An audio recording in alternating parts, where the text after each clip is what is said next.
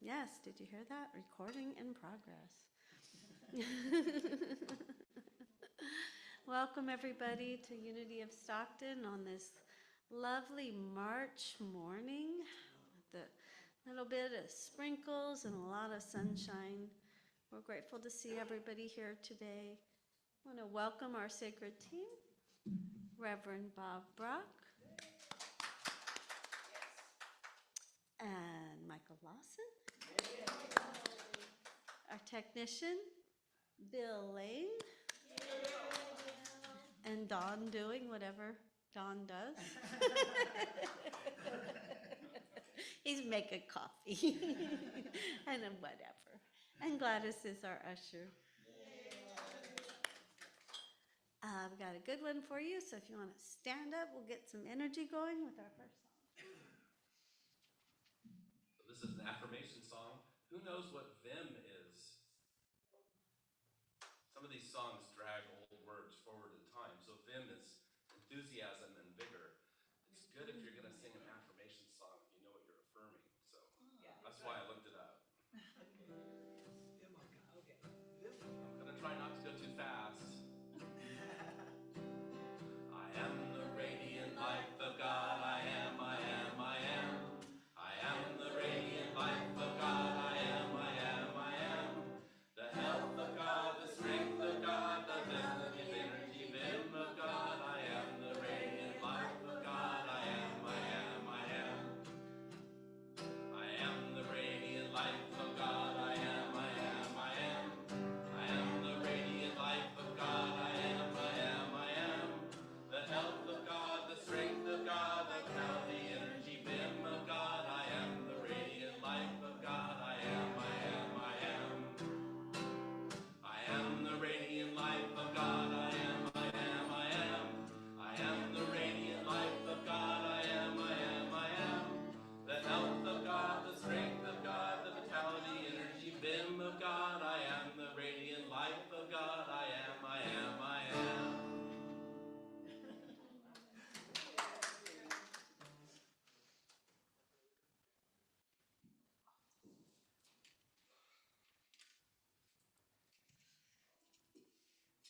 Well, let's open in prayer, dear ones. So I invite you to sit comfortably on your chair. Take a nice big breath of air in and breathe in this beautiful March, almost spring-like air. Close our eyes if that serves you, and let my words be your words. The words that came to mind from Scripture were, "This is the day that the Lord hath made. Let us rejoice and be glad in it." This is the day that the Lord hath made. Let us be glad and rejoice in it. And bring that vim and vigor that we just sang about into our lives and into this beautiful sanctuary and send it out into the world for all you folks watching on the Facebook or whatever platform you're doing as we're live streaming out there. And we're given a prayer of gratitude for all the wonderful support that we have here through this beautiful little sanctuary. All the people that keep Unity of Stockton alive, alert, and functioning in the world. And each and every one of you that come here to support us and move us out into the world as we practice the principles of this wonderful movement called Unity. And with a grateful and thankful heart, all God's children said, "Thank you, God," together. Thank you, God. Amen.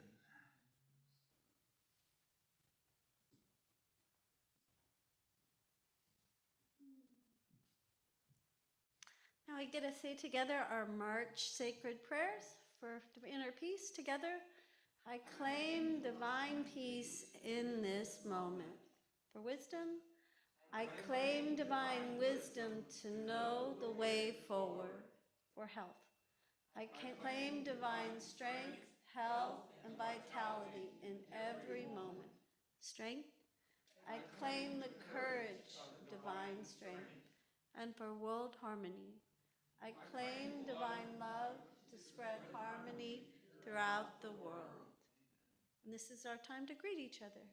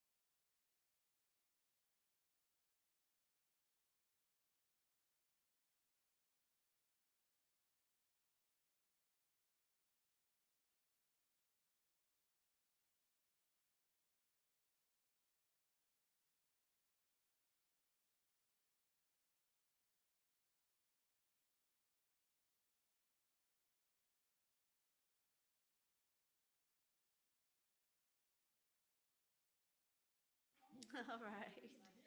Um, so the main announcement we have is March 23rd, there will be a workshop after service with Astra. She's been here before. She was our musician, and she's going to be doing a workshop on mantras.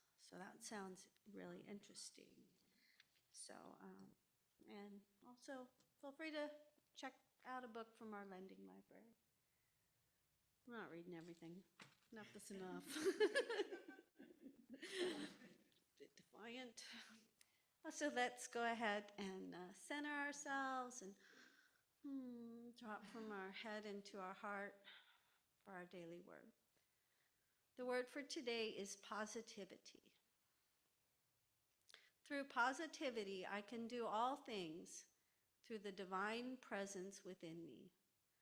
I've heard it said, most people are about as happy as they make up their minds to be. These words show me the importance of positivity and how an upbeat attitude can keep me afloat through the rough waters of life. Positivity helps me see the world as full of joy and positivity. Difficulties may arise, but my confident faith in the goodness of God gives me the power to cross the stormy seas, to find calm waters and the warmth of sunshine. The light of God surrounds, enfolds, and uplifts me. Can we say that together? The light of God surrounds, enfolds, and uplifts me. When I center my thoughts on the divine within, I feel equipped to meet all challenges. God's indwelling grace sees me through stormy days. Even if squalls of sadness toss me about, by faith I will outlast the gales and reach calm seas again. Keep your heart with all vigilance, for from it flows the springs of life. Proverbs 4:23. And so now let's prepare for meditation. This song is by my lovely wife, Lisa, and so I pray.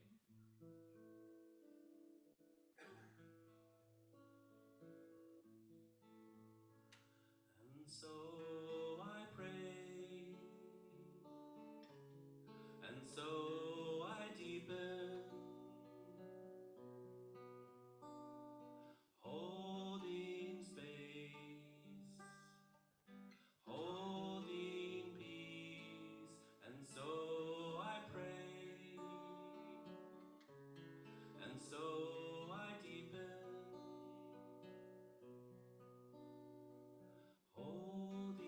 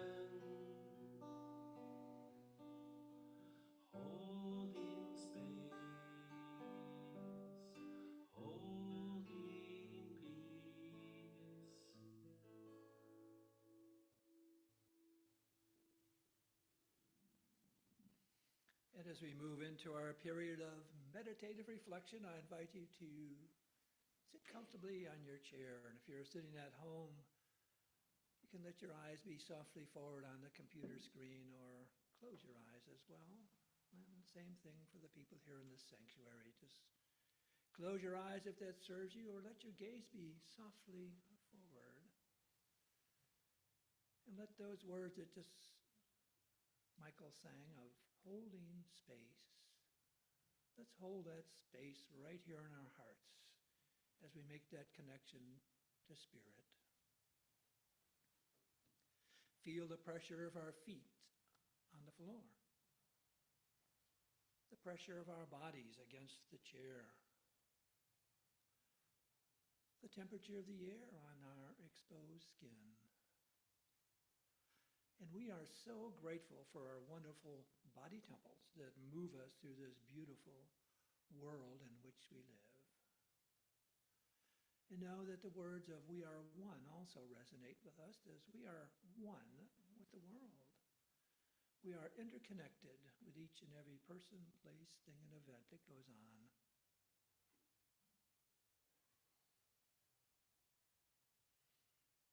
So bring our awareness to our breath and notice that gentle rise and fall of our chest as we breathe in, we inspire, and as we exhale, releasing all those waste products that no longer serve our body's greatest good, but are released out into the atmosphere to be reused by other life processes, like these beautiful trees out around here, around our building, and here in Stockton, California.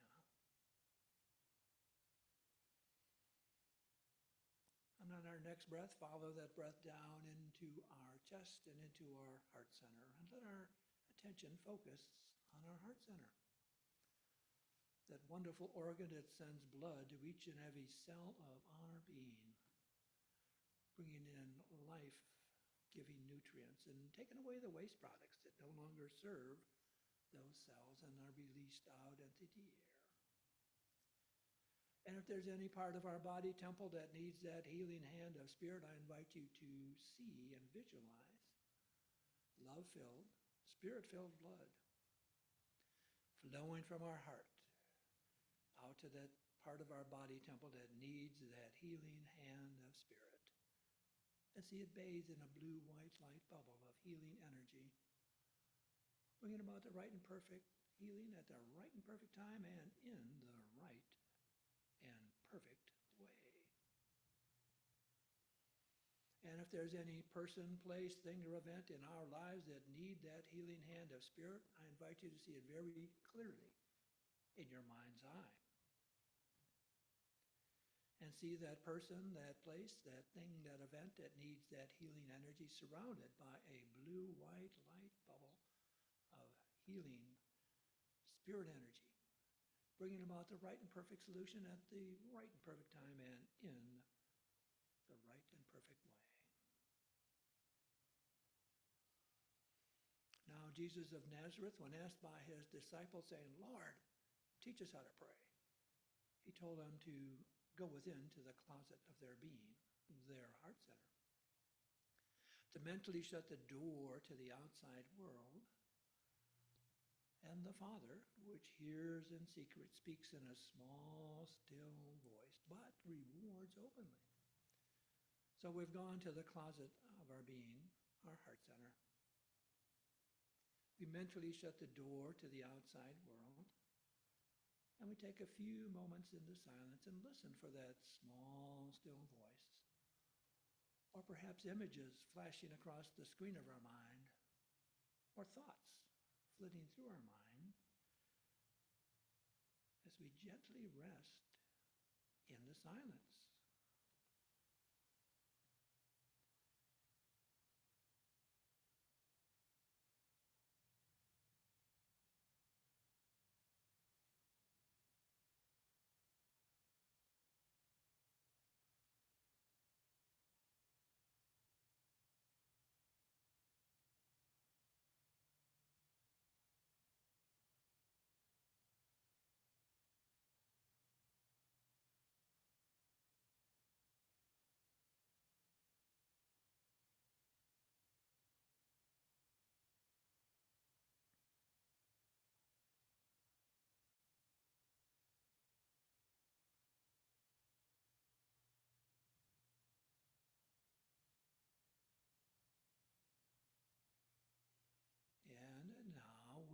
bring our awareness back to our physical body temple. Aware of their feet on the floor, the pressure of our body against a chair or whatever we're sitting upon. And perhaps in that time of silence, we heard something like a small, still voice, or had images flash across the screen of our mind, or thoughts flitting through our mind of what Spirit is calling for us to do, or perhaps not. But we have made ourselves open and available to Spirit. And perhaps later today, on the drive home, we'll see a billboard or song on the radio, or maybe a book we're reading, a movie we're watching, a call from a friend. Spirit will speak through these outer events and reveal what is ours to do as we move forward in this beautiful month of March. So now we open our eyes, we become physically present, and we turn our lights back on, and we move forward with our Sunday lesson.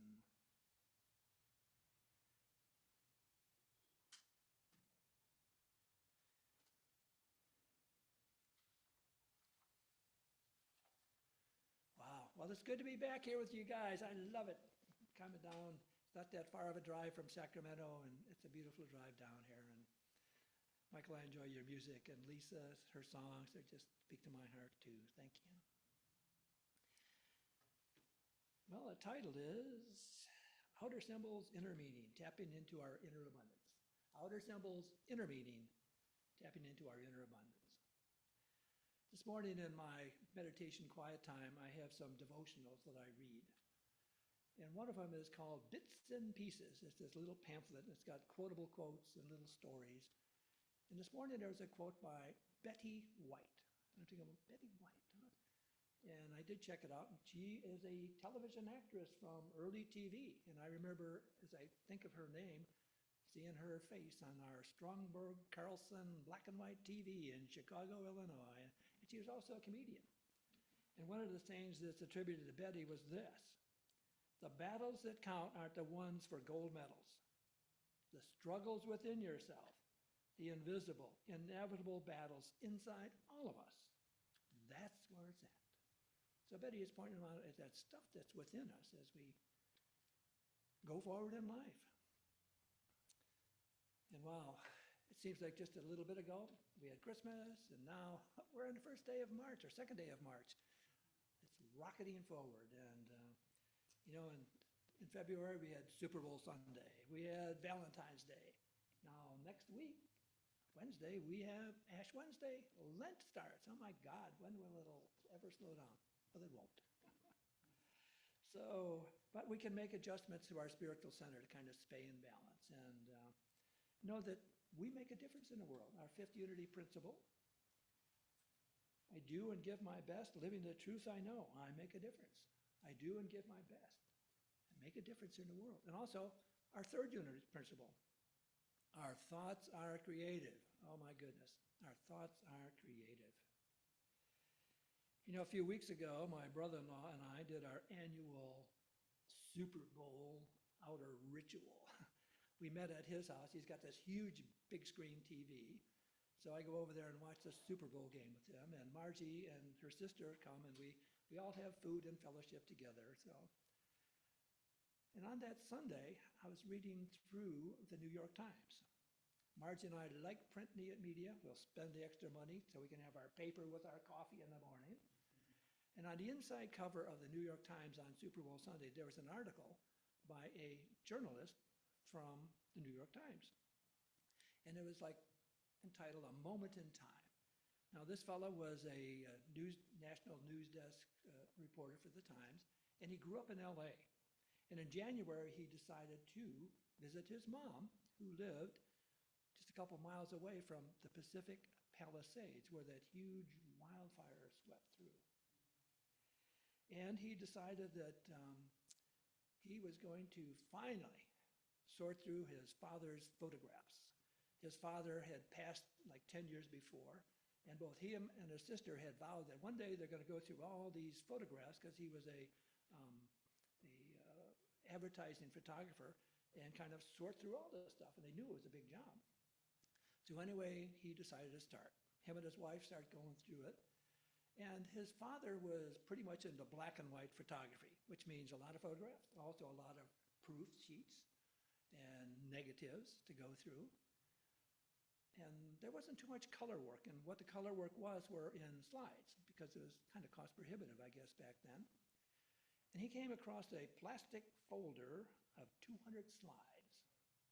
He started looking through it, and there was no real theme to it. I mean, there was a picture of Paris Metro station, a picture of a policeman in front of the National Capitol standing there all by himself, pictures of him and his sister fly fishing up in the Pacific Northwest, and a picture of a football game. And that caught his attention. So he looked at the slide, and on it said December 1966. It had written on that slide. And as he looked at it, he could see that it was two football teams. They're down at a line of scrimmage, and he could tell by the uniforms it was the LA Rams and the Detroit Lions. And they were down with their fingers in the muck looking at each other. And in the foreground was this referee, the field judge. And he's bent over, and you could see his black and white striped uniform, and on his back, the letters 37. And for some reason, got his attention. So he took out his smartphone, took a picture of it, tucked it away. Well, a day or so later, he connected with a good friend of his, Susan and Daryl Carr. Now, Susan and Daryl Carr had lived in Allendale, and their home was completely destroyed in that wildfire. So he decided to link up with her and talk. And as they met at a friend's home, because of all that devastation going on, he wanted to kind of make it a little bit lighter. And he says, hey, how did you two guys meet? Well, Susan didn't want to talk about how she met. She wanted to talk about her father and about what big hands he had. And Daryl chimed in and says, oh, yeah, first time I met her dad, I shook his hand, and it's like his hand came up to my elbow. And they started sharing about her father, and her father's name was Bill Toller. And Bill Toller had some claim to fame. He was the first black man to be principal of a secondary school in San Francisco. He was a police commissioner. He was the first black to be a field judge in the National Football League. He had refereed at a Super Bowl and refereed at the Rose Bowl. Susan kind of shared that her son, who had passed away some years before from a heart ailment, really loved his grandfather. And they built a soapbox derby. And to honor his grandfather, he put the number 37 on the side of his soapbox derby.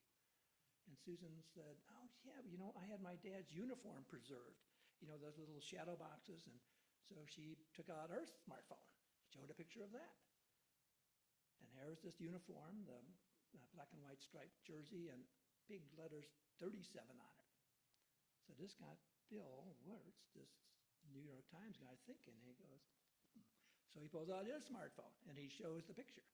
And sure enough, there is these two football teams looking one in the eye. And on the sidelines, it's looking straight down. There's this referee bent over, this huge black hand on his left knee, as number 37. And as he shared the photograph, Susan says, well, that's my dad. That's my dad.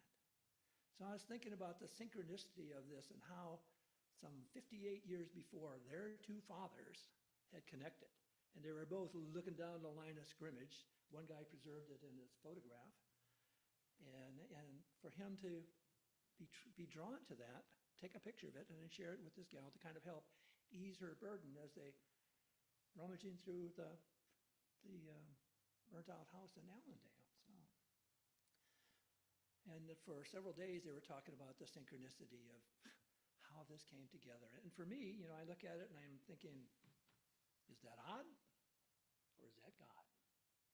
I see God working in and through people. And I see just how that guy decides to take a picture of a slide, and it links up with his friend too, and it was her dad. Wow. So today, there's outer things and interconnection, that outer thing of a photograph and the interconnection that he made with his family and friends.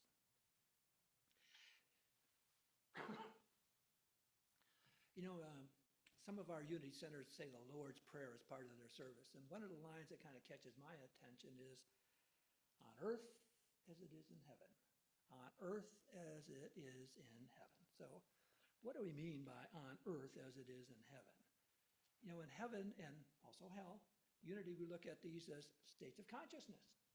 They're not places that we're going to go after we die, a place of reward or a place of torment. They're states of consciousness. And in Charles' book, The Dynamics for Living, Charles had written this: no one should be deluded with the vague assumption that there's a place in the skies or in some faraway planet called heaven. There is not a shadow of foundation, either the Old Testament or the New Testament, for such doctrine.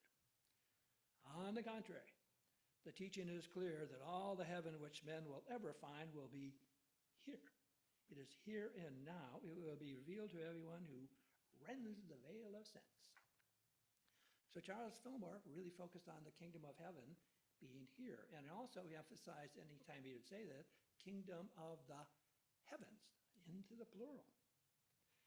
And there's that Adam's Smashing Power of Mind, which I believe one of his second or third books that he had written, he had said this: it's possible for man to form states of consciousness that are out of harmony with the God principle. Ooh, imagine that. But they do not endure. And through experience, man learns to adjust his thought to that of God. I will be what I will be is basic to all creation and proves itself in the face of human reason and logic. Wow. So sometimes we can get out of sync with God, but knowing that it's not going to hang in there. You know, sometimes I'll say something at home and Margie will say, honey, do you want that to happen? No. She says, well, don't voice it out loud. Wow. The other thing that's coming up in this week, and I'd be remiss if I didn't bring it up a bit, was Lent.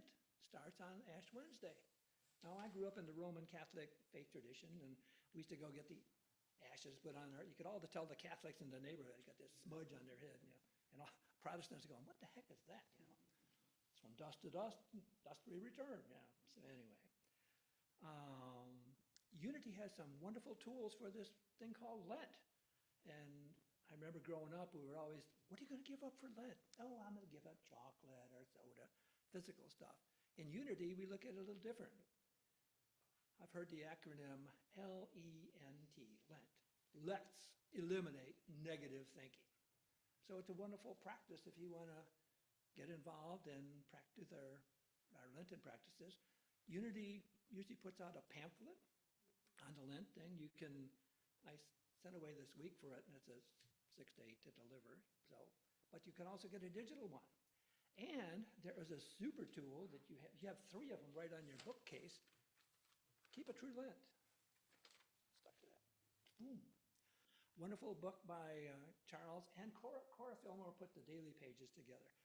But somebody has gone through Charles' works and put a whole collection of stuff. And there's a daily page for each day you want to read. And it's got Bible verses. I mean, if you want to run down the rabbit hole of spiritual practices, this is a wonderful tool to grab. So you can take it off your shelf there. Or you can even get it online at truthunity.net, you know, and read through it. And as I pulled mine out, I like to mark my books up. I don't know, I kind of own stuff. So, and when I looked at it, it looks like this will be the 8th year that I've gone through Keep a True Lent. So anyway, if that's calling to you, check it on out. Keep a True Lent. Grab one of those 3 before they disappear. Oh, you have the booklets coming? Oh, are they going to be here? Barbara, yay! Thanks for planning ahead. That's good. All righty. Wow. You know, this chance connection of people can be world-changing at times. Take the story of a gentleman named John Howard. John Howard was an Englishman. He lived in South Africa. And one day, another Englishman came knocking on his door. He had been captured. This was during the Boer War, 1899 time frame. And this guy had been captured and put in a prison camp. And he escaped. And he was knocking on all these doors saying, hey, let me in. But people are saying, no, I don't want to get in trouble. You stay away. Go back to the prison camp, even if they kill you, you know, whatever. but not John Howard. John Howard took this man in and tended to his wounds. The rats had gnawed on his hands and feet, so it took a couple weeks before this guy to get better. And when this guy got better, he was able to send him back, and he got back to London. And he wrote these beautiful articles about what was going on in the world, and kind of thrust him right into the political limelight. This man's name was Winston Churchill. Just imagine if John Howard had slammed the door and said, "No, get out of here, I don't want to help you." He went back there and maybe he died. Churchill wouldn't have been there in World War II saying, never give up, keeping people going. And what if Hitler had prevailed? We might be speaking German today. So one man, of course, Churchill made the big change, but John Howard had an important part of it too in helping this connection to go forward. There's a story in a Psychology Today magazine by a doctor named Robert Healy. And one of Dr. Healy's patients had come to him for therapy and said why he didn't want to commit suicide. Seems like this gentleman was going to drive to a bridge in his local town and throw himself off of it. He stopped at a stoplight. He looked over, and there was an older woman sitting on the bench there, their eyes connected. She smiled at him. And he thought, well, maybe the world isn't such a bad place. Maybe it's me that needs to change about stuff. So he went forward and got some therapy. And who knows, maybe he birthed a son, the same as Winston Churchill, and did some things in the world. Who knows what went on from there. But the point is, we have all these chance meetings that we impact people that we may not be aware of. Came across a statistic that we, on the average, have 250 people that we contact every week. Now, a minister had used that example, and in her congregation was a gentleman who taught mathematics at the local university. And he went up afterward and says, well, it's a good story, Reverend, but 250 people? I don't think so.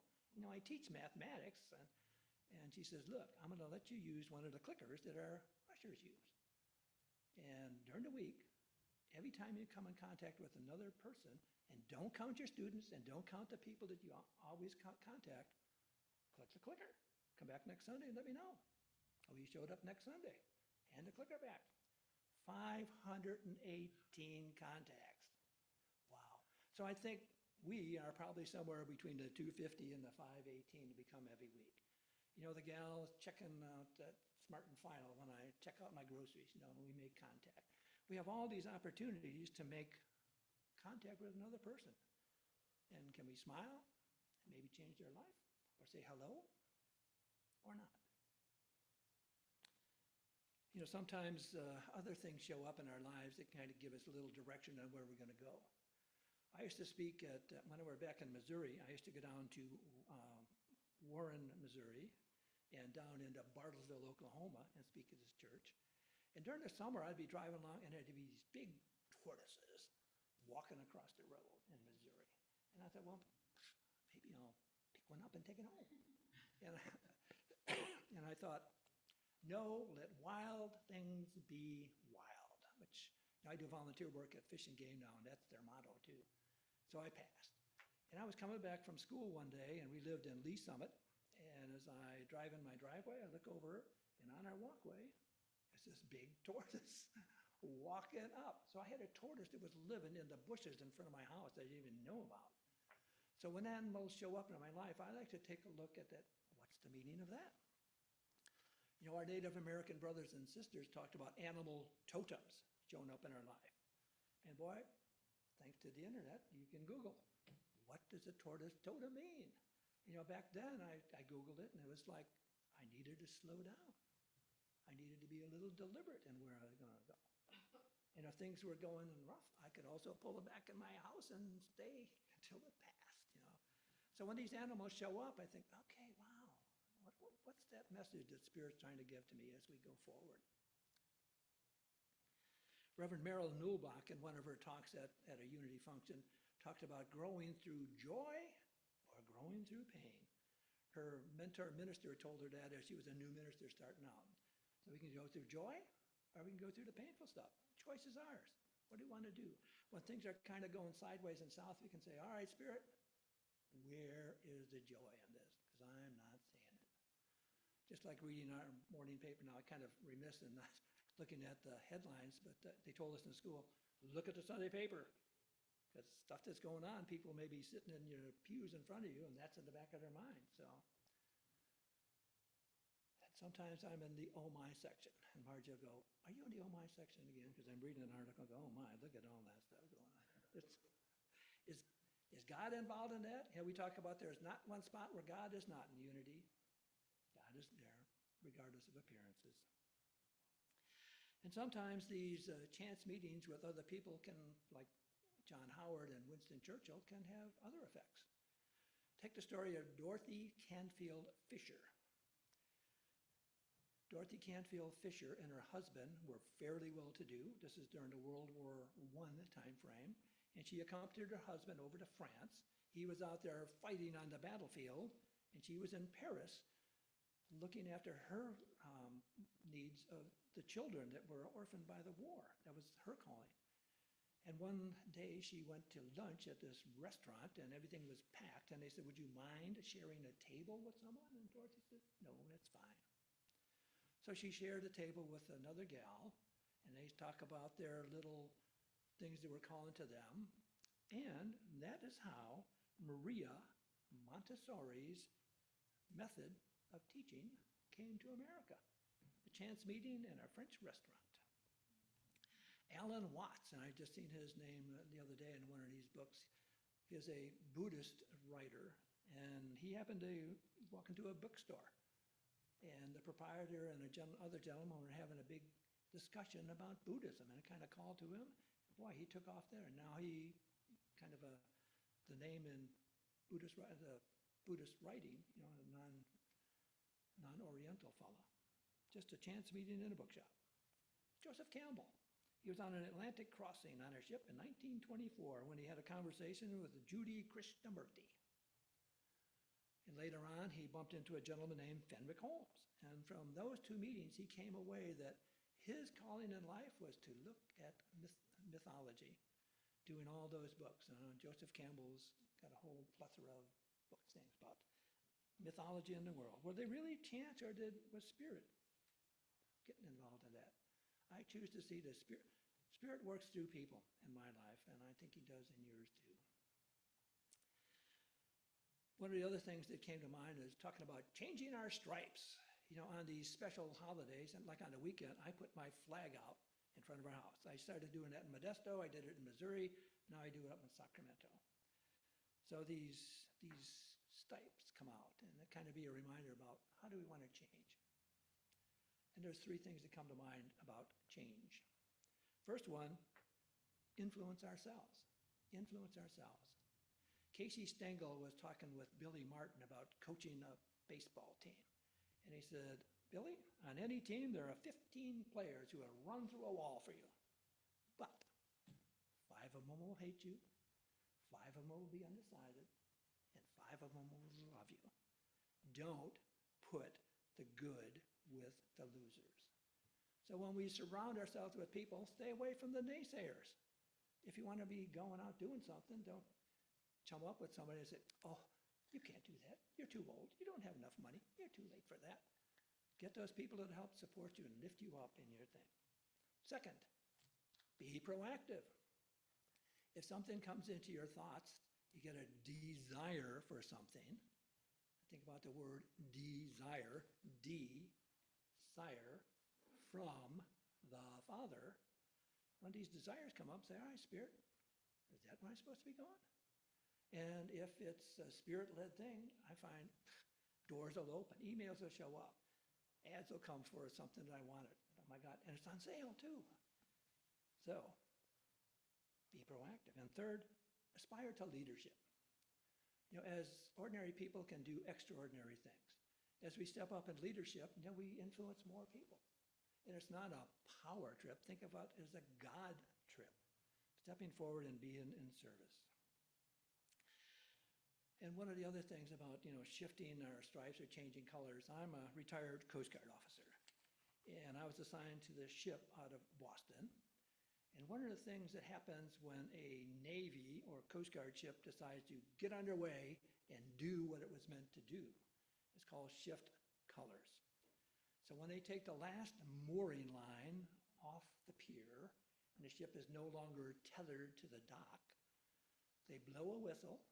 Somebody on the ship sounds the ship's whistle, indicating she's changed status from a moored vessel to a vessel underway. Somebody at the forepart of the bow of the ship hauls down what's called the Union Jack, the little blue thing up on the front, and the national ensign at the stern. And another crewman up on the mainmast runs up the steaming colors. So they call that shift colors. So as we drive around and we start seeing flags around there, think about, do I need to shift colors on something?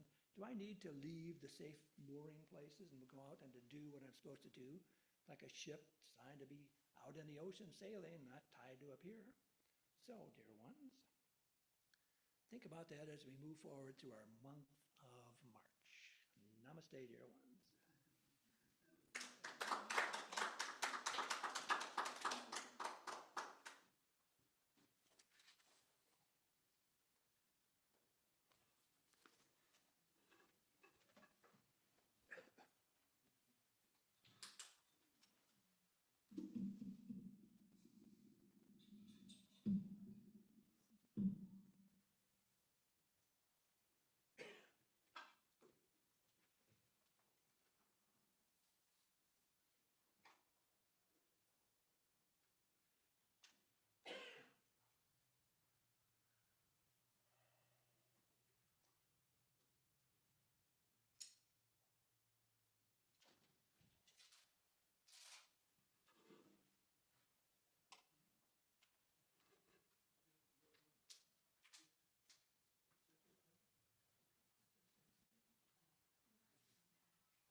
After that last anecdote, I thought maybe I should have had a sea shanty instead, but You can make one up there live. this is Love Beyond Love by Christy Mattal, and it's a song. And I played it here once before. It's really beautiful. It sounds great on the cello. So Christy's from Sacramento. She's a beautiful singer.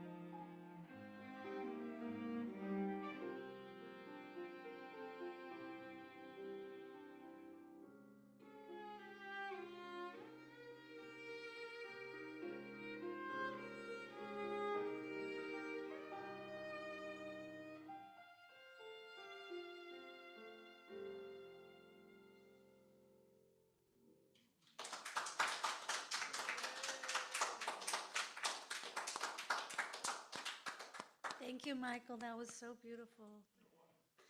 And thank you, Reverend Bob Brach.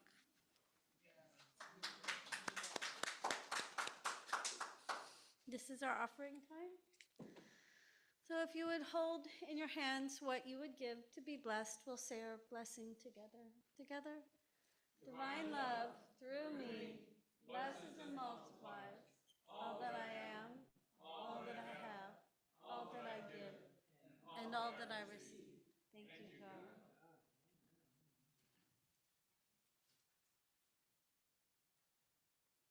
And we'll have those Lent booklets next Sunday. So we do like that's a good idea to look for the Keep a True Lent in our bookshelves.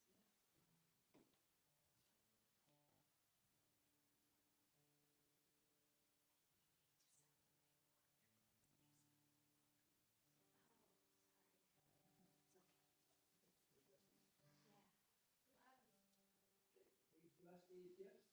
Okay,